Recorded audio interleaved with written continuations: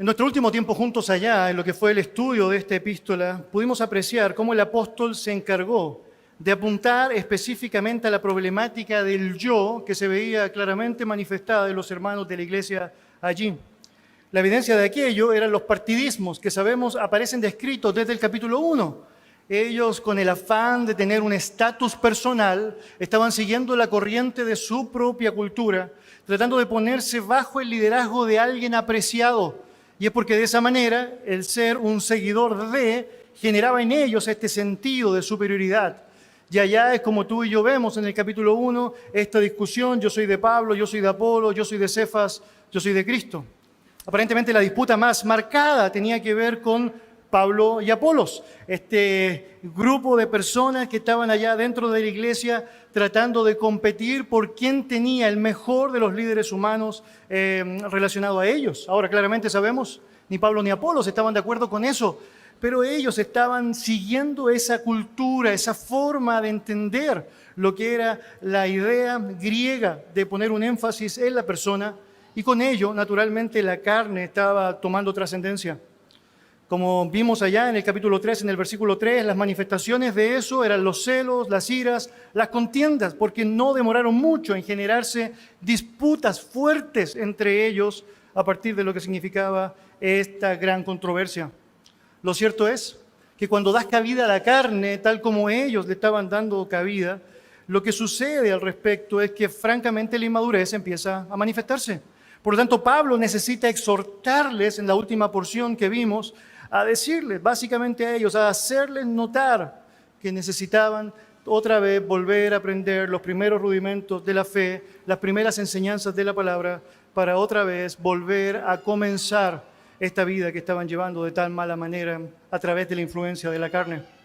La porción de los versículos 5 al 9 del capítulo 3 en particular, Pablo la utiliza para hablar a ellos en cuanto a cómo dar la batalla contra la carne, cómo poder realmente enfrentarla correctamente. Y naturalmente lo que hace allá es mostrarse como ejemplo de lo que significa su disposición de dar gloria a Dios en todo lo que hace. Él se presenta a sí mismo y también a Apolos como meseros, aquellos que están disponibles para llevar la comida a quien necesita recibirla. Obviamente utilizando la ilustración del alimento espiritual. Ellos no son los que hacen la comida, Dios se ha encargado de generar el alimento, pero ellos sabían que tenían la responsabilidad de llevar la comida a las personas.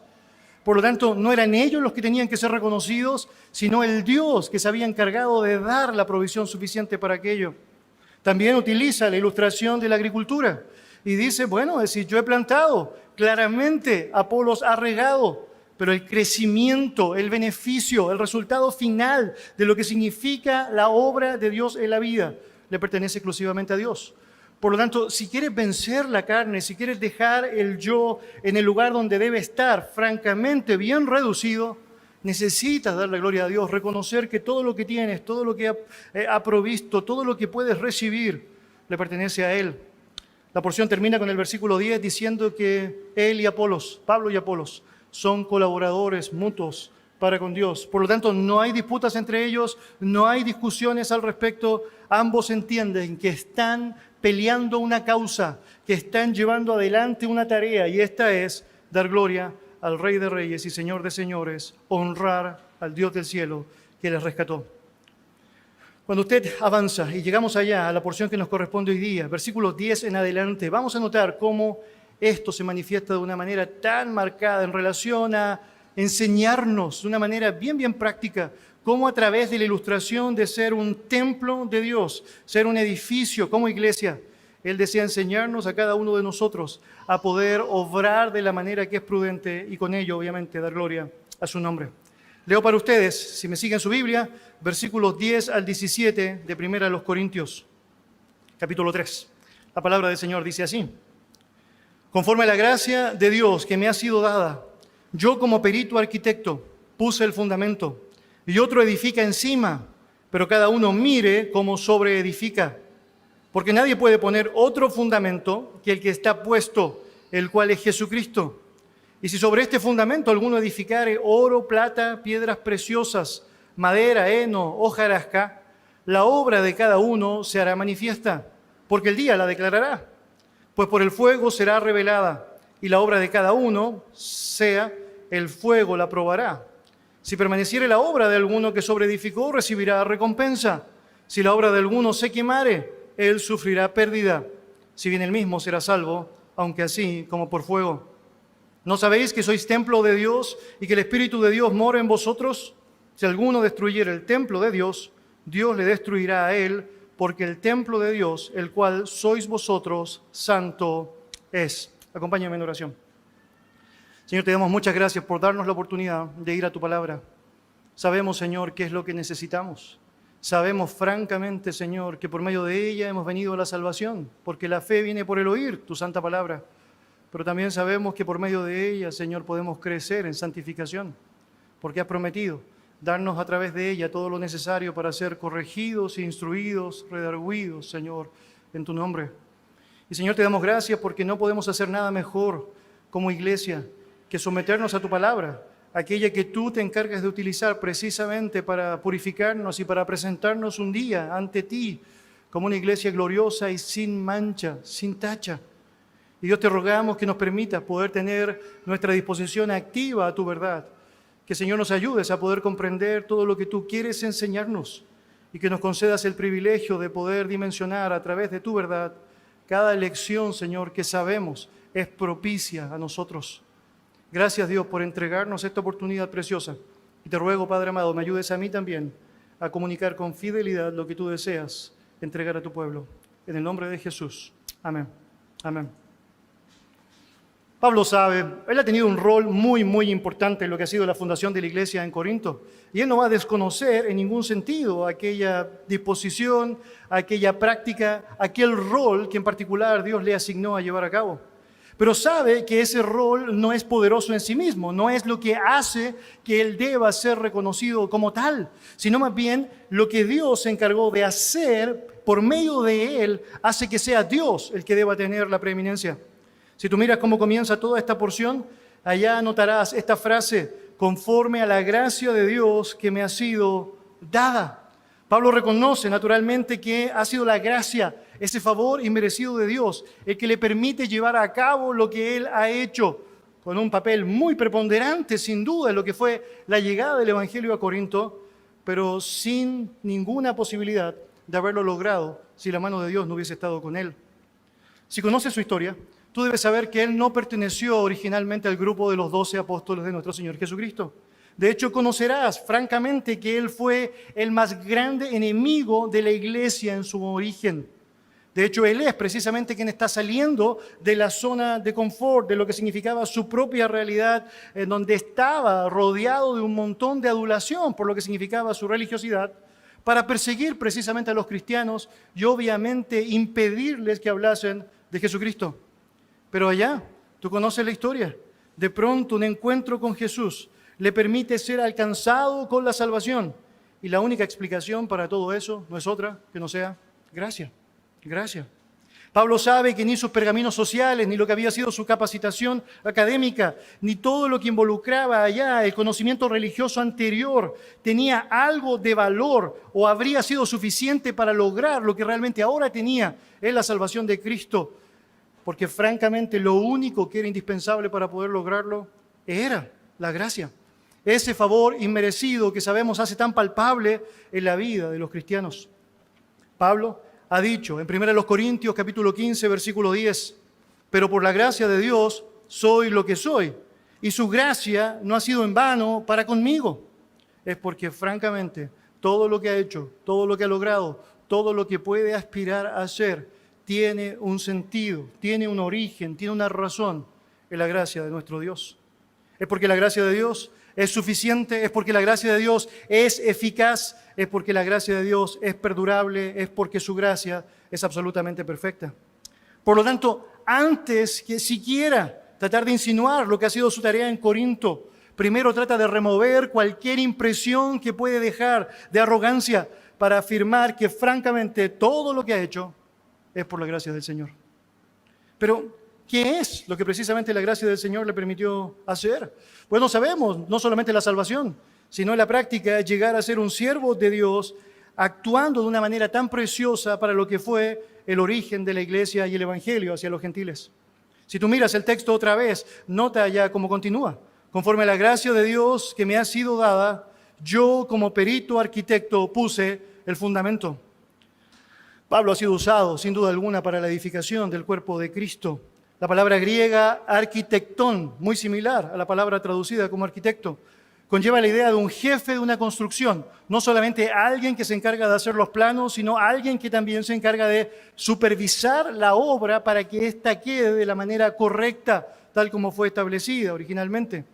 Y en ese caso en particular, Pablo está asumiendo ese rol, la responsabilidad de haber sido comisionado por Dios para llevar el evangelio, sembrar lo que era la semilla de la palabra allá en Corinto y edificar la iglesia durante 18 meses, tal como la palabra del Señor nos indica.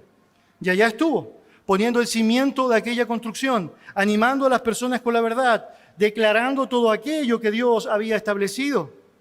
Y con eso, naturalmente, manifestando cómo Dios obraba por medio de él en lo que sería la obra de nuestro Señor. Pero como todo es parte de un proceso divino, Pablo sabe, no todo comienza con él y termina con él. Si sigues allá leyendo el texto, dice que luego otro edifica encima. Es decir, Pablo sabía que su rol fundacional tenía que ver específicamente con aquello, poner el cimiento en lo que sería la iglesia en Corinto. Y así también en diferentes lugares en donde Dios le llevó y fue pionero con el mensaje del Señor. Pero luego de él vendría otro que se iba a encargar de seguir edificando sobre ese cimiento que estaba puesto allá. Y si conoces la historia de Corinto, sabes que después de Pablo, precisamente Apolos es el que se encarga de llevar adelante esa tarea. Si tú notas, en ningún momento Pablo está tratando de entrar en este juego tan peligroso que la iglesia tenía. Yo soy mejor, no, es decir, el otro es mejor, no, es decir, no es Apolos, soy yo. Porque francamente él sabía, todo tenía que ver con la gracia de Dios y cada uno tenía que cumplir un rol específico dentro de lo que era este engranaje divino para el cumplimiento de su voluntad. Y así, como en Éfeso, después de Pablo, el que edificó encima fue Timoteo. Acá en Corinto, Apolo ha tenido la responsabilidad de seguir con esa edificación. Pablo nunca está manifestando celos de aquellos que siguieron en el ministerio. Él sabía que después de la fundación, después de lo que sería la construcción allá establecida en su base, esta debía continuar, debía seguir avanzando. Por lo tanto, no veía aquello como una competencia, sino más bien como una colaboración esencial. Pero también es absolutamente cierto cuando miras el relato que como supervisor de la obra era natural que él manifestara un cierto nivel de preocupación. Él está pensando ahora en los que van a venir después de Apolos, aquellos que van a continuar con lo que será el desafío de la construcción. Y en ese contexto, él termina con esa frase en el versículo 10, pero cada uno mire cómo sobreedifica. Bien interesante. Él está usando una forma verbal bien llamativa allá. Él está hablando de una continuidad que naturalmente debía darse. Permítame explicarlo así.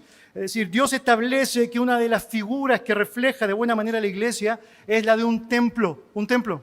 Ese templo requiere una base de construcción, un cimiento. Y Pablo dice, yo puse ese cimiento. Pero no puede quedar solamente allá, sino que debe seguir creciendo y desarrollándose lo que significa su construcción. Por lo tanto, después de Pablo viene Apolo, y claramente sabe Pablo que luego otros vendrán llevando adelante la tarea de la construcción. El punto de Pablo es, ten cuidado de cómo vas a sobreedificar. El punto de Pablo para decir directamente esto a los hermanos allá en Corinto y especialmente a aquellos que podían llevar adelante la tarea del liderazgo es pongan cuidado con aquello que están haciendo, con la manera en cómo van a construir sobre este cimiento que ya ha sido establecido, a fin de perfeccionar a los santos para la obra del ministerio, para la edificación del cuerpo de Cristo. Y esto es muy interesante, es porque lo que está haciendo Pablo acá es mostrar que a lo largo de la historia de la iglesia, Dios se encargó de establecer oficios específicos que tenían la responsabilidad de compartir y comunicar el ministerio de la palabra. El fundamento fue establecido, según el capítulo 2, versículo 20, por los apóstoles y profetas. Y hermanos, ese fundamento ya fue puesto, por lo tanto no hay ninguna necesidad de seguir poniendo otro fundamento. Si el fundamento fue correcto, no requieres de más fundamento. Por lo tanto, la razón de ser de apóstoles en la actualidad o de profetas en la actualidad, bajo la lógica del Antiguo Testamento, no tiene ningún sentido, porque francamente el fundamento fue establecido correctamente.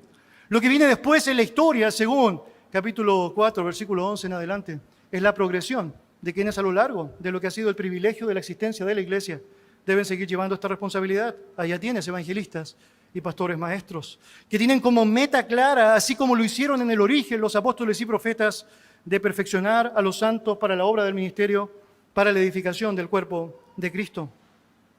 Mis queridos, ahí está la razón de por qué es tan importante que los creyentes tengan claro el hecho de que hay un propósito, hay una razón, un sentido de por qué Dios nos ha puesto como parte de su cuerpo, y este es de poder construir correctamente, edificar correctamente en conformidad a su verdad. Esto es bien gráfico cuando notas a Pablo diciéndole a Timoteo, por ejemplo, lo que has oído de mí ante muchos testigos, esto encarga a hombres fieles que sean idóneos para enseñar también a otros. ¿Por qué? Bueno, básicamente porque necesitas ser fiel a la verdad para no adulterar la verdad. Necesitas ser fiel a lo que Él ha establecido para que la construcción del edificio pueda ser coherente con el cimiento que fue puesto allá. Por cierto, es evidente que el liderazgo es clave. Es fundamental que asuma la responsabilidad que tiene. Debe establecer las marcas correctas de lo que significa la fidelidad a la palabra de Dios por sobre todas las cosas. Pero también es cierto que cuando Pablo menciona esto, también está implicando al resto de la iglesia. Naturalmente, notas allá en el versículo 10 que está diciendo que cada uno debe ver cómo sobreedifica. Usted sabe que la audiencia de aquel mensaje es la iglesia en Corinto. Por lo tanto, todos nosotros debemos ser conscientes, sin excepción, de que hay una responsabilidad, la de edificar correctamente, y debemos estar seguros de que estamos haciéndolo a la manera de Dios, bajo la forma que Dios estableció. Para aquello, algunas grandes ayudas que el texto bíblico nos provee. En primer lugar, mis queridos, necesitamos no reemplazar el fundamento. Mira lo que dice otra vez allá el versículo 11 del capítulo 3 de 1 Corintios.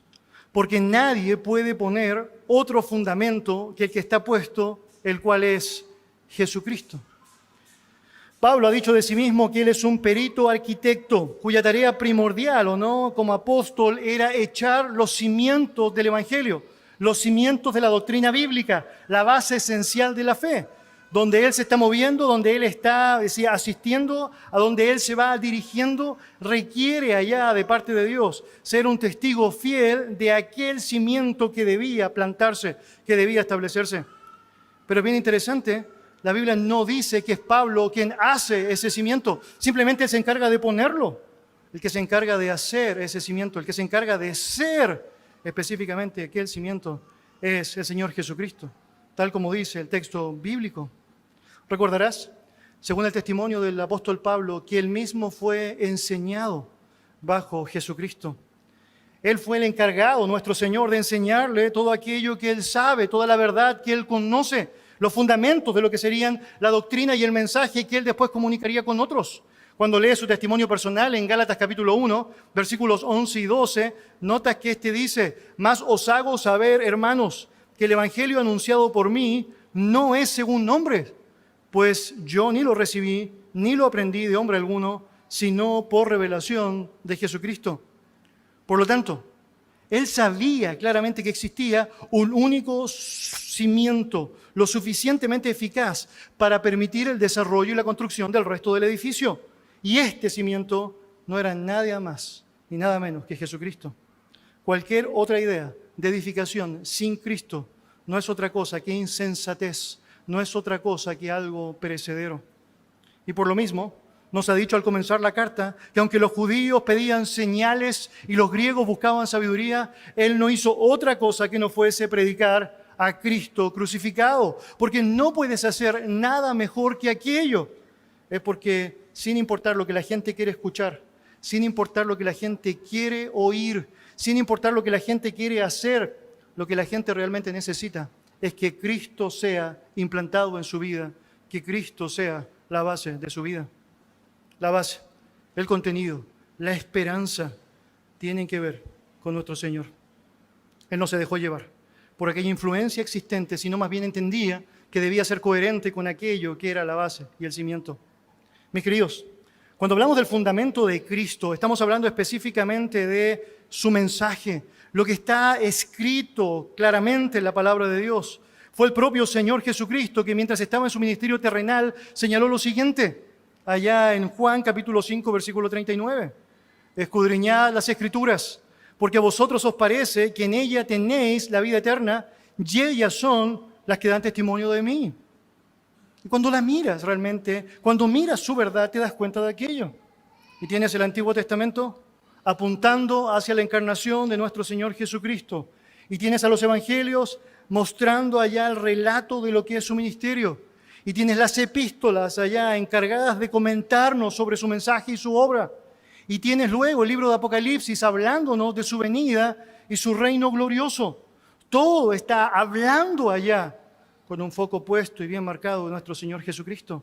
Por lo tanto, te alejas de la palabra, te alejas de Cristo o descuidas a Cristo, naturalmente la evidencia de aquello será que dejaste su palabra.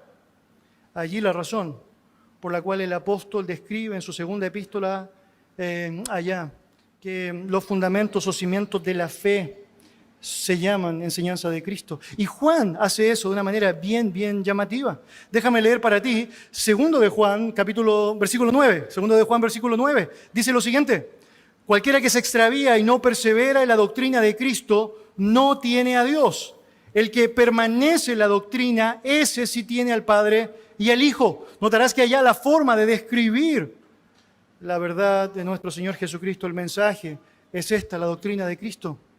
Si te alejas de esa doctrina, si te arrancas de lo que significa esa verdad, bueno, dice el apóstol Juan con claridad, no debes tratar de influenciar al resto. Y si tú ves a alguien que lo hace, no debes compartir, no debes tener ningún tipo de comunión espiritual con aquella persona que quisiera alejarse de esa doctrina de nuestro Señor, de la verdad establecida en la palabra. Un triste ejemplo gráfico de aquello es el que nos proporcionan los líderes religiosos del tiempo de Cristo, allá en los Evangelios. Acompáñame en su Biblia, por favor, a Mateo capítulo 15. Quiero mostrarle allá lo que el texto señala. Mateo capítulo 15.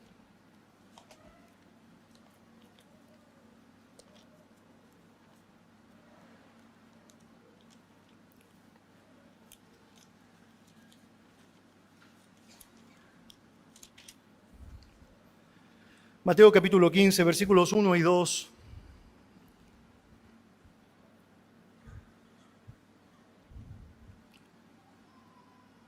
La palabra del Señor dice así. Entonces se acercaron a Jesús ciertos escribas y fariseos de Jerusalén diciendo: ¿por qué tus discípulos quebrantan la tradición de los ancianos? Porque no se lavan las manos cuando comen pan. Aquí tenemos una gran acusación, ¿no? Parece una acusación de un hermano mayor o un hermano menor, ¿no? Es decir, ¿qué está pasando, Señor, no? ¿Por qué? ¿Por qué? ¿Con qué causa? ¿Con qué razón tus discípulos no se lavan las manos cuando comen pan? Y vemos obviamente aquí una acusación directa. El contexto nos habla que son escribas y fariseos que están específicamente involucrados allá en eso. Y obviamente están tremendamente afectados porque han visto a los discípulos del Señor que en un momento específico están comiendo pan y no pasaron por lo que ellos asumían una ceremonia necesaria antes de aquello de lavarse las manos. Ahora, cuando miras la palabra del Señor, te das cuenta de varios elementos que nos hablan sobre la importancia de lo que es la limpieza y la higiene del cuerpo para ciertas ceremonias rituales. Allá hay órdenes bien explícitas en relación a lo que significa la higiene en Éxodo, Levítico, en Deuteronomio. Pero no hay ninguna sola indicación, muy interesante, ni una sola indicación que dice que deben lavarse las manos cada vez que comen pan. Por cierto, no pensamos que lavarse las manos o no lavarse las manos es algo que debe ser una gran discusión, ¿no? Si usted va a comer algo y quiere lávese las manos, no hay problema con eso, ¿no? El problema que tenemos al respecto es cuando alguien quiere poner esa norma, esa tradición por sobre lo que la palabra del Señor está señalando. Y están dándole tanta preeminencia que en la práctica están dispuestas las personas a obedecer aquello y no lo que Dios ha establecido en su palabra. Y esto es básicamente lo que aquellos líderes estaban construyendo. Ellos habían establecido en la práctica lo que llamaban la tradición de los ancianos. Era el relato oral que había seguido de generación en generación y que se estableció en la Mishnah, en donde ellos básicamente apreciaban ciertas normas, ciertas regulaciones. Y lo que hacían era señalarle a la gente que para tener una relación correcta con Dios debían seguir todo eso, descuidando naturalmente elementos básicos que Dios mismo en su palabra había establecido. Allá la razón de su gran frustración y obviamente ese estado horrorizado que están presentando. ¿Cómo es posible que ellos no se laven las manos al comer pan? Ahora avanza conmigo, por favor, al capítulo 15, versículos 7 al 9. Mira la respuesta de Cristo. Él les señala: hipócritas, bien profetizó de vosotros Isaías cuando dijo: este pueblo de labios me honra, mas su corazón está lejos de mí. Pues en vano me honran, enseñando como doctrinas mandamientos de hombres. Mire, estos hombres en particular, los escribas y los fariseos, habían sido dotados por la responsabilidad que tenían para ser los encargados de edificar al pueblo. La tarea que ellos tenían era primordial. Ellos debían ser los encargados de comunicar la verdad de Dios a las personas. Pero lo que estaban haciendo en la práctica era evadir aquello, despreciar aquello, rechazar ese fundamento de Cristo. Y en la práctica, naturalmente, confundir a las personas, atando cargas más pesadas de las que podían llevar, según la acusación de Cristo allá en Mateo capítulo 23. Y lo que hacen en la práctica es que en vez de edificar entonces al pueblo de Dios, rechazan a Cristo, rechazan su palabra y cambian la verdad de Dios por aquellas palabras de hombres que les hacían a ellos tanto sentido. Allí es donde toma todo el peso aquella historia que seguramente tú y yo conocemos, de el relato de aquellas personas que por un lado edifican casas sobre la roca y que por otro lado están edificando una casa sobre la arena. Conocerás la historia y sabrás que hay varias similitudes que llaman la atención. La historia nos muestra que todos edifican. La historia nos muestra no solo que todos edifican, sino que también todos sufren las inclemencias del tiempo. Porque cuando viene el viento, vienen las tempestades, viene el agua, obviamente la casa, la construcción es azotada. La gran diferencia no está en el carácter constructor de las personas. La gran diferencia no está en las dificultades que la gente puede tener. El mundo sufre, el cristiano sufre. El mundo construye, el cristiano construye. La gran diferencia tiene que ver con el fundamento. El fundamento. Y cuando el fundamento es la palabra de nuestro Dios, la palabra de Cristo que mora en abundancia en nosotros, como Pablo señala, van a venir los vientos, van a venir las tempestades, van a venir todas aquellas adversidades que tienen que venir y podrás mantenerte firme en Él. Pero cuando ese fundamento no está, no importa cuál sea, no importa cómo le llames, no importa cuán atractivo te suene, lo cierto es que no será consistente con lo que será el desarrollo de tu vida. Por lo tanto, Pablo está diciendo, no se confundan, no equivoquen el camino. Cuando pensamos en la construcción de la iglesia, sabemos que hay un cimiento que ha sido puesto. Ahora sabes que ese cimiento es Cristo, su verdad revelada. No quieres poner otra cosa allá, no quieres tergiversar aquello, no quieres en ningún sentido ir en contra de lo que Dios asume que es mejor. Lo que deberías hacer tú, lo que debería hacer yo, es exactamente lo mismo que Pablo animó a los efesios a hacer allá.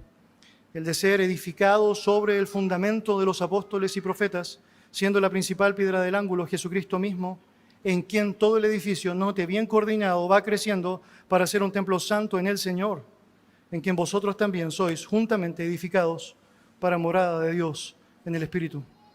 Por lo tanto, allá, lo que Dios estableció, las palabras de nuestro Señor, son suficientes para nosotros. Allá nos establecemos y sobre aquella realidad construimos el desafío que el Señor nos ha dado. No descuides el fundamento, no te equivoques. No se trata de ti, se trata de Dios y su verdad. Se trata del cimiento establecido en Jesucristo. Un siguiente principio que podemos apreciar en el relato es la consideración de los materiales. Ya que sabes naturalmente que los apóstoles y profetas establecieron un fundamento, ya está perfecto, es Jesucristo mismo. ¿Qué cosa mejor que aquello podrías aspirar a conocer? Ahora debes tener cuidado de cómo tú sobreedificas. Y para eso Pablo habla de elementos de construcción que pueden ser parte de esta edificación. Mire, versículo 12 en adelante, lo que señala. Y si sobre este fundamento alguno edificare oro, plata, piedras preciosas, madera, heno y hojarasca, la obra de cada uno será manifiesta, porque el día la declarará. Mire, Pablo nos ha dicho grandes verdades a lo largo de lo que ha sido este tiempo en su palabra. Él se ha encargado de señalar a los hermanos, así tal como a nosotros en esta mañana, que el fundamento es Cristo. Es seguro, es confiable, no requieres nada mejor, porque no hay nada mejor que aquello. Nuestra labor tiene que ver con el cuidado de nuestra sobreedificación. Cómo llevamos adelante aquello que el Señor estableció en su base. Hay materiales constructivos allá descritos y puedes notar que a simple vista hay dos categorías de materiales dentro de estos 6 que son mencionados. Tienes por un lado el oro, la plata y las piedras preciosas, que son materiales, sabemos, no solamente de alta calidad, sino también de alta durabilidad. Y tienes por otro lado la madera, el heno y la hojarasca, que son materiales claramente inferiores a los primeros descritos y naturalmente también son de menor duración que los anteriormente descritos, corta duración. Por lo tanto, ayuda a saber, a través de lo que estamos aprendiendo, que cada creyente construye, por lo tanto, cada creyente va a llevar adelante la tarea y cada creyente va a usar materiales descritos como estos. El punto es si estás usando el mejor material en tu vida para lo que es tu parte dentro de esa construcción. Ahora, lo que es importante es que el reflejo del material será claramente definiendo en ti qué es lo que significa el cimiento que ha sido puesto, Jesucristo. Los materiales usados para construir la estructura de ese templo espiritual descrito por Pablo deben congeniar con lo que es la durabilidad, con lo que es la calidad del fundamento. Por lo tanto, tú debes asumir que si el fundamento es glorioso, la calidad del material que debe ser usado en la construcción debe ser también glorioso. Si notas que el fundamento que es Cristo es perdurable, debes apelar a que los elementos de construcción en tu vida sean también perdurables. Esto es básicamente la idea de lo que Pablo quiere implantar específicamente en los creyentes allá. Entonces empezamos a entender por qué entonces algunas iglesias son tan diferentes de otras, aunque tienen el mismo fundamento, aunque tienen en la práctica el mismo mensaje, eventualmente tienen el mismo poder del Espíritu Santo. ¿Por qué hay diferencias entre una y la otra? Y una buena respuesta que nos otorga la palabra del Señor es esta: es por el tipo de material con el cual cada iglesia está sobreedificando su propia realidad. Eso es. Los materiales descritos por Pablo son representaciones de las respuestas que el creyente va a tener para con Dios. En términos sencillos, son nuestras obras. Es decir, cómo cada creyente que ha sido salvado por gracia está llevando adelante aquellas obras que Dios preparó de antemano para que anduviésemos en ellas. Es la manera en cómo nosotros llevamos adelante nuestra devoción, nuestra adoración, nuestra relación con Dios en toda nuestra manera de vivir. Y allá está reflejado la manera en cómo damos importancia a nuestro Dios en lo que significa nuestra vida cristiana. Y es que puedes tener francamente templos impresionantes, puedes tener una construcción material francamente sorprendente, puedes tener un púlpito de madera nativa, puedes tener tecnología de última generación, pero nadie puede, muchas veces en grupos como esos, amonestar a un hermano que está fallando, o restaurar a quien se ha arrepentido de su pecado, o visitar a quien se ha enfermado. Es que puedes tener la mejor banda musical dentro de la congregación, puedes tener el mejor coro, pero podría ser que esos músicos y aquellos cantantes podrían estar tocando simplemente por vanagloria. Eso es hojarasca, simple hojarasca. Podrías tener el mejor ritmo dentro de la congregación, pero en la práctica eso solamente es para estimular tu carne, y eso sería hojarasca. Podrías tener el mejor orador, y puedes tenerlo, pero lo cierto es que solo puede ser cuestión de palabras, heno, hojarasca. Y lo haces. Y cuando haces todo eso, estás construyendo. Pero lo cierto es que lo estás haciendo con materiales indignos, con materiales que no reflejan el fundamento que significa nuestro Señor Jesucristo. Por otro lado, podrías tocar en un lindo equipo o conjunto musical, podrías cantar al Señor y hacerlo para su gloria, y estarías edificando, construyendo tu vida en lo que significa materiales preciosos. Podrías estar en la práctica haciendo lo que el Señor le agrada a través de diferentes tareas dentro de lo que es tu responsabilidad, y asistir a los servicios de la congregación con un corazón dispuesto a entregar la adoración. Podrías proveer para los necesitados, podrías ofrendar para la causa misionera o para la construcción de lo que significa tu propia iglesia.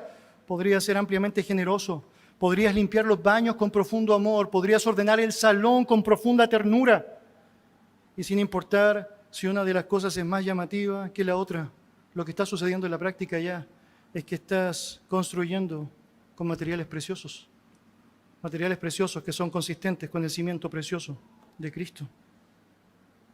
Hermano, puedes obrar para Dios de manera excelente, buscando su gloria. O lo cierto es que puedes obrar buscando tu propia gloria. La diferencia en el tipo de material de construcción va a estar reflejado fundamentalmente en aquello. ¿Se trata de ti o se trata de Él? Y ahí es la razón por la cual muchas veces, pensando que estamos haciendo lo correcto, no hacemos nada diferente a lo que es construir con hojarasca, construir un templo que debería ser grandioso en Dios por medio de paja, por medio de hojarasca. Mis queridos, muy importante asimilar que puede ser que sientas que nadie se ha dado cuenta de eso. Y probablemente, es probable, es algo que puede suceder. Nadie nunca lo note. Puede ser que has actuado hipócritamente o que coordinaste para mentir en algo como Ananías y Zafira. Puedes ocultarlo francamente de los hombres, pero no puedes ocultarlo de Dios, que en un día dejará todo eso en evidencia. Cada uno, según la palabra del Señor, tendrá que enfrentar el momento donde tendrá que dar cuenta a Dios por lo que ha hecho con la revelación que Dios mismo se encargó de darle, con aquella verdad que Dios compartió con él y que estuvo dispuesto a hacer para bien o para mal. La palabra del Señor es clara para explicarnos a través de un montón de parábolas e ilustraciones, como la parábola de los talentos o de las minas, que cada siervo debe dar cuenta a su amo en un momento específico. Y allá tienes el tercer elemento que debe ayudarnos cuando pensamos en cómo estamos edificando nuestra vida en relación a lo que es el templo de nuestro Dios. Es que debemos recordar que vamos a ser evaluados. Mira lo que dice versículo 13, si vuelves allá a 1 Corintios capítulo 3. 1 Corintios capítulo 3, versículo 13. La palabra del Señor dice así: la obra de cada uno se hará manifiesta, porque el día la declarará, pues por el fuego será revelada.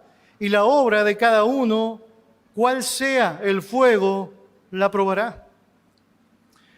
En esta vida, sin duda alguna, el hombre puede ocultar lo que hace. Pero Pablo advierte que pronto va a llegar el día en donde todo va a ser declarado. Todo lo que haces se va a hacer público. Se sacará a la luz todo lo que hicimos y lo que dejamos de hacer por Cristo. De hecho, el texto dice, porque el día la declarará. Dios va a exponer el trabajo, la obra de nuestras manos, la manera en como siervos de Dios estuvimos actuando allá. Esa es una referencia a un día especial en el futuro, en donde el Señor va a pedir cuentas de la mayordomía de cada uno de sus hijos. La Biblia señala en 2 Corintios capítulo 5, versículo 10, porque es necesario, note aquello, que todos nosotros comparezcamos ante el tribunal de Cristo para que cada uno reciba según lo que haya hecho mientras estaba en el cuerpo, sea bueno o sea malo. Mis queridos, va a llegar ese día en donde se hará manifiesta la auténtica verdad sobre lo que fue nuestra vida, sobre lo que fue nuestro carácter, sobre lo que fueron nuestros hechos. Cada uno descubrirá ese veredicto real sobre lo que fue el ministerio que se nos asignó, el servicio que Dios esperaba que realizáramos y la motivación que realmente estaba cifrada en nuestro corazón. Toda hipocresía, toda pretensión quedará eliminada por completo allí. Todos los asuntos temporales que carezcan de valor, francamente a la luz de la eternidad, quedarán destruidos, se desvanecerán como la madera, como el heno y la hojarasca cuando pasan por fuego. Y solo quedará lo que tenga valor eterno. Primera de Samuel, capítulo 16, versículo 7, dice que Dios no es como el hombre, que mira lo que el hombre ve, la apariencia. Dios mira el corazón. La palabra del Señor dice en el libro de Hebreos, capítulo 4, versículo 13, que no hay cosa creada que no sea manifiesta en su presencia. Antes bien, todas las cosas están desnudas y abiertas a los ojos de aquel a quien tenemos que dar cuentas. La verdadera evaluación va a llegar, el momento en donde será evidente cómo construiste mientras te moviste, te desenvolviste en el templo de Dios para construir. Será algo claramente manifestado. Algo precioso es que aquel momento, ese tribunal, el tribunal de Cristo, no será un juicio por nuestros pecados. Usted sabe, no hay condenación para aquellos que estamos en Cristo. Bendito el Señor. porque Jesucristo pagó por nuestros pecados. Por lo tanto, no hay posibilidad de condenación cuando llegas a aquel momento, a aquel lugar. Más bien lo que va a suceder ahí es que seremos evaluados, tal como dice el texto, en cuanto a lo bueno que hicimos y lo malo, que allí literalmente está diciendo aquello sin valor o aquello que es inútil. Muy interesante. Aquello malo que aparece descrito allá no está refiriéndose específicamente a malignidad, sino más bien a algo vacío, sin sustancia, algo que en sí mismo no puede ser catalogado como pecaminoso, pero que no tiene ningún valor eterno tampoco en sí mismo. Piénsalo así, es decir, salir al mall, ir a caminar, es decir, tener un estudio específico, avanzar en una profesión particular, en sí mismo no está catalogado como pecaminoso, pero a la luz de la eternidad bien podría ser algo vacío, en donde quizás invertí todo mi tiempo, todos mis esfuerzos, todo lo que tenía que ver con mi prioridad, y no me di cuenta, no quise darme cuenta que podría haber invertido mucho mejor todo eso, para la gloria de Dios, para la gloria de Dios. Y allá, en ese momento, el fuego, una buena demostración bíblica de lo que es una prueba descrita en varios pasajes al respecto, estará dejando en evidencia cuántas cosas vacías en sí mismo, sin sustancia, cuántas cosas inútiles a la luz de la eternidad no estuviste dispuesto a hacer. Y será quemado, y será quemado. El fuego del juicio de Dios probará cada uno de estos elementos y aquello será quemado. Por otro lado, dice el versículo 14, si permaneciere la obra de alguno que sobreedificó, recibirá recompensa. Y Pablo está describiendo allá que en contraposición a lo que fue aquello vano, inútil, sin sentido y vacío, que de pronto podrías estar haciendo en esta tierra sin pensar en cómo aún si coméis o bebéis puedes hacerlo para la gloria de Dios, tienes la oportunidad de ver cómo el contraste de haber hecho todo lo correcto significa que vas a recibir recompensa. Y aunque no tenemos todo el tiempo que quisiéramos para hablar sobre eso, pensar en todos los textos bíblicos que nos hablan de recompensa gloriosa para los creyentes es un ejercicio tremendamente estimulante. Dios a lo largo de su palabra está hablando cómo hay recompensas allá que son manifestadas por medio de lo que se entiende como coronas, galardones, posiciones dentro de lo que significa la gloria. Y todo aquello con un sentido tan claro es para evidenciar que aquella gloria que le diste al Señor aquí en la tierra, la manifiestas con toda autoridad, con todo gozo también en el cielo, en el cielo. Mis queridos, seremos un día evaluados. Y francamente debo decir que tener una realidad marcada en cuanto a lo que va a venir nos debe hacer pensar en cómo estamos francamente utilizando nuestro tiempo ahora. ¿Estamos realmente haciendo tesoros en el cielo o estamos haciendo tesoros en la tierra? ¿Estamos francamente invirtiendo mucho tiempo en nosotros y súper poco en el que está al lado? ¿Estamos tan ensimismados en nuestro egoísmo, en lo que yo quiero, lo que me gustaría lograr, lo que me gustaría obtener, que no estoy pensando en cómo yo puedo bendecir? Recuerde las palabras de Cristo, más bienaventurado es dar que recibir. ¿Estás pensando francamente en las maneras en cómo puedes servir correctamente a otros, cómo puedes desarrollarte en las áreas de lo que significa la realidad de la iglesia? Porque estás construyendo, sin duda alguna estás construyendo. El punto es que puedes estar construyendo muy mal. Y es muy triste, francamente es muy triste pensar que pudiendo construir con oro, plata y piedras preciosas, no estás haciendo nada más que construir con madera, heno y hojarasca. La conclusión de aquello que Pablo está mencionando allá es bien interesante. Si me acompaña allá en su Biblia, fíjese lo que señala allá el texto.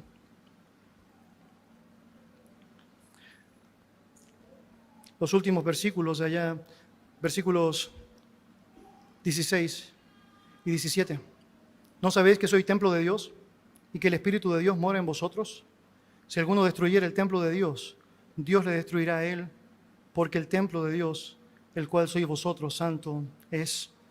Y mire eso, suena bien profundo, la verdad es bien simple. Si usted y yo somos el templo de Dios, bueno, ¿a quién deberíamos servir? Y la respuesta es, a Dios, somos de Él, somos de Él. Generalmente cuando las personas llegan a la congregación tenemos una instancia todos los marzos, estás invitado, si llevas un tiempo con nosotros, se llama Conociendo Roca Grande. Lo que hacemos allá es mostrarle a la gente que está participando con nosotros en la iglesia durante un tiempo cómo funcionamos como iglesia. Queremos que usted nos conozca, queremos que usted haga todas las preguntas que usted tiene, pero además le entregamos un material en donde le hablamos de la historia, cuáles son nuestras declaraciones doctrinales, nuestras convicciones sobre ciertos asuntos, nuestra visión específica sobre temas particulares y naturalmente estamos expuestos a todas las preguntas que usted quisiera realizar. Una de las cosas que hacemos en la práctica es pensar en cómo el Señor se encargó de ir formando nuestra historia y cómo el Señor fue marcando nuestra vida a la luz de lo que significaba su palabra. Y yo debo ser bien franco con usted, me estimuló muchísimo estar estudiando en el momento en el cual el Señor me convocó al pastorado historias de otros pastores que fueron convocados o hombres de Dios que a lo largo de la historia fueron animados durante Dios y biografías en donde compartían cuáles habían sido parte de las batallas o las luchas que habían enfrentado al comenzar su ministerio. Y recuerdo una muy marcada de un pastor específico que llega a la posición allá de pastor en una congregación que ya tenía unas 300 personas, en donde también habían otros ancianos como parte del liderazgo. Él tenía la responsabilidad de ser el anciano principal, el anciano maestro. Y allá llega un momento en donde el grupo de ancianos se acerca a él y le dice, pastor, quisiéramos saber si tú pudieses casar a tal muchacha, que era hija de otro de los ancianos. Y el pastor dice, pero claro, sería un privilegio, ¿no? Bueno, el único asunto que debe saber es que el muchacho que se va a casar con ella no es cristiano, pero bueno. Bueno, él dice, no lo voy a hacer. ¿Por qué no lo va a hacer? Bueno, la Biblia es clara, ¿o no? Y aunque luche con eso, la Biblia es muy clara, quiere hacer lo correcto, dale caso a la Biblia. No solamente habla del yugo desigual, que sabemos es un texto muy ocupado, pero 1 Corintios 7 dice, cásese en el Señor, no sin el Señor. El hecho de ser uno no puede ser logrado si no tienen un mismo Señor, un mismo espíritu. ¿Cómo puedes ponerte de acuerdo si no estás en el mismo sentir con otro? Eso solamente acarrea dolor. Y de pronto pensamos, por la ilusión momentánea, que vale la pena hacerlo. Y lo cierto es que Dios dice, no lo hagas. Por lo tanto, puedes hacerlo, pero lo cierto es que vas a estar mal si lo haces. Y Él dice, yo no puedo hacer eso. ¿Cómo voy a declarar marido y mujer? ¿Cómo voy a bendecir una relación que sé que Dios no está bendiciendo? Entonces ellos le dicen, bueno, pastor, nosotros respetamos tu decisión. Te quisiéramos preguntar entonces, ¿tú podrías dejar que estaría bien contigo que otro de los pastores los casaran? Y él responde de esta manera. Él les pregunta a ellos, ¿de quién es la iglesia? ¿De quién es la iglesia? Y yo le pregunto a ustedes, mis hermanos, por favor, ayúdenme a responder en esta ocasión. ¿De quién es la iglesia? La iglesia es del Señor, la iglesia es de Cristo, la iglesia es de Dios. Cristo la compró con su sangre, por lo tanto, ¿a quién le hacemos caso? ¿A quién le hacemos caso? Y él dijo, bueno, si la iglesia se trata de nosotros, bueno, hagamos de la iglesia lo que nosotros queremos. Y usted podría asumir que, entre otras cosas, habrían muchas cosas diferentes en esta iglesia si se tratara de lo que simplemente yo quiero, ¿no? Pero como la iglesia se trata de Dios, porque la iglesia es de Dios, se tiene que hacer si quieres hacerlo bien a la manera de Dios. Y Él está diciendo, Corintios, no se engañen, no se dan cuenta que son de Dios. Por lo tanto, la manera en cómo edifican tiene que ser una manera que sea digna del reflejo de lo que es Dios. La manera preciosa en donde Dios les estableció, poniendo un fundamento tan glorioso como el de Jesucristo, merece una construcción digna de Él. Por lo tanto, no pierdas tu tiempo, porque además tienes el gran poder necesario para poder lograrlo. Dice el texto, y que el Espíritu de Dios mora en vosotros. ¿Qué más puedes necesitar para hacer lo correcto? Finalmente señala, si alguno destruye el templo de Dios, Dios le destruirá a él, porque el templo de Dios, el cual sois vosotros, santo es. Y él termina con esta señal de advertencia, diciendo algo que debe ser tan obvio, pero que no siempre lo asumimos.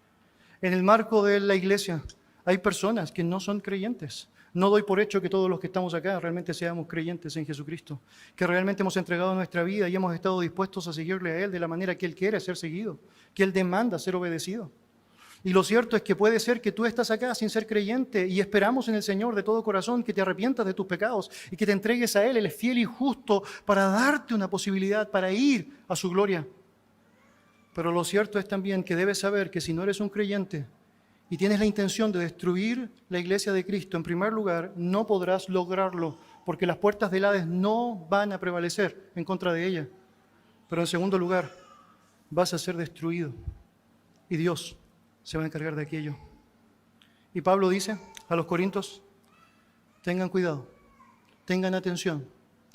El estar permanentemente sin ninguna motivación a hacer lo correcto en la vida, sin ningún estímulo a hacer lo que Dios desee, te puede estar poniendo en evidencia como alguien que francamente no es un creyente. Pero si realmente lo eres, vas a entender, Él es tu Señor, Él es tu Dios, es un templo santo, quieres vivir en santidad, quieres hacer las cosas de la manera que Él estableció. Vamos a orar. Señor Dios, te damos muchas gracias por tu palabra. Nos bendice, Señor, a través de ella mucho. Y es porque, Señor, independiente de cómo sea, Señor, en muchas ocasiones el peso de la exhortación, tu palabra termina por liberarnos, termina, Señor, por darnos vida, Señor, alumbrarnos. Y, Señor, estamos tan agradecidos porque tú nos permites tener instancias como estas, en donde con mucha claridad estás estableciendo en tu palabra aquellas premisas que nunca deben salir de lo que significa nuestra concepción cristiana. Hay un fundamento sólido, firme y perfecto, es Jesucristo, y no queremos ni debemos hacer absolutamente nada que vaya en contra de aquella realidad. Todos que se han esmerado a lo largo de la historia por establecer fundamentos distintos a nuestro Señor y su verdad, han errado el camino, han vivido en insensatez, y lo cierto es que han acarreado para sí mismos condenación. Señor, te damos gracias por aquellas personas que fueron puestas por ti, Señor, en el fundamento, en la fundación de lo que fue tu cuerpo, para con claridad, Señor, establecer lo que tú habías diseñado, el Evangelio de Jesucristo, su mensaje, su verdad, el énfasis en lo que significa su propia gloria. Pero, Señor, también te damos gracias porque sé, con algún propósito, te has encargado de establecer responsabilidades para nosotros. Y somos comisionados para sobreedificar. Y Dios, te quiero pedir por el liderazgo de esta iglesia y te quiero rogar, Señor, por mi propia responsabilidad y la oportunidad, Señor, que tenemos de decir la verdad y nada más que la verdad, Señor, de poder pararnos firmes frente a las acechanzas del diablo o frente a los ataques de la cultura, Padre amado, y declarar tu verdad como lo que es, tu santa verdad. Pero también te ruego, Dios y Padre amado, que ayudes a cada uno de los que estamos acá, Señor, y que tenemos el privilegio de ser tus hijos, a saber que estamos construyendo, pero que debemos hacerlo bien y que requerimos, Señor, utilizar aquellos elementos que den gloria a tu nombre, aquellos elementos que estén manifestando no elementos inútiles, no acciones vacías, sino más bien aquellas que tienen el propósito de darte gloria a ti, de glorificar tu nombre. Y, Señor, también te ruego por aquellos que no te han conocido, para que a través de esta realidad, Señor, puedan considerar su realidad contigo y puedan, Señor, establecer su necesidad de encontrar en ti el único y sabio Dios que necesitan para dejar de ser enemigos tuyos y pasar a ser amigos, Señor, de ti. Gracias, Padre, por darnos el privilegio de poder tener tu verdad. Permítenos, Señor, edificar de la manera que te agrada. En el nombre de Jesús. Amén. Que el Señor le bendiga. Muchas gracias.